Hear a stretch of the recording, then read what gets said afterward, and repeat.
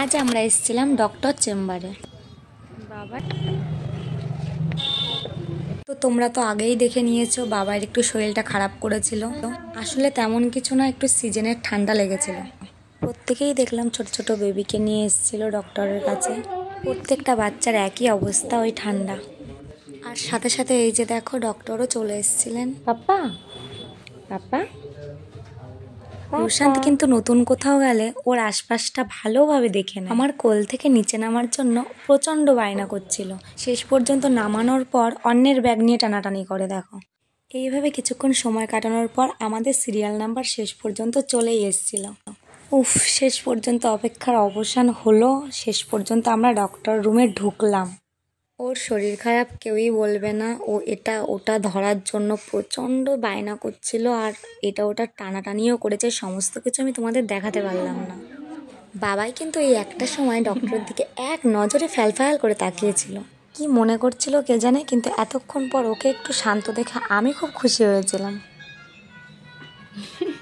এদিকে আমরা বেরিয়ে পড়েছিলাম মেডিকেল।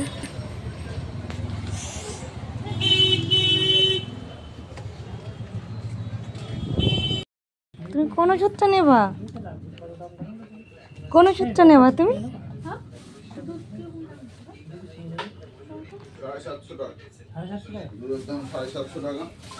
সোনা কিন্তু ওর ওষুধ আর চয়েস করে উঠতেই পারছিল না যে ও কোনটা ছেড়ে কোনটা নেবে। দেখো, কাজবন্দি ওষুধগুলো ধরার জন্য কত চেষ্টা করেছে। আর আমাদের ওষুধ এদিকে বিল হচ্ছিল। তো ওকে বললাম, দাঁড়া বাবা, আমি ওষুধটা নিই, তোকে বাড়ি গিয়ে খেলতে দেবো। আসলে ওর হাতে কিছু থাকবে না, সেটাও একেবারেই মেনে নিতে পারে না। কিছু না কিছু একটা জিনিস ওর হাতে দিতেই হবে। দেন আমরা রাস্তায় বেরিয়ে পড়েছিলাম। তারপর আমরা যাচ্ছিলাম বাবার জন্য একটা পুতুল কিনতে। তো সেই দোকানটাই খুঁজছিলাম। তো যেতে যেতে দেখলাম সামনে একটা মায়ের মন্দির পড়লো। খুব সুন্দর একটা মন্দির ছিল।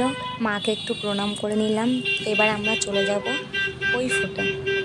আর বাবার জন্য একটা পুতুল কিনবো, তাই আমি এই দোকানে চলে এসেছিলাম। দেখলাম ওখানে অনেক সুন্দর সুন্দর টেডি আছে। পাপা, ছোট ছোট টেডি কোনটা নেবা তুমি?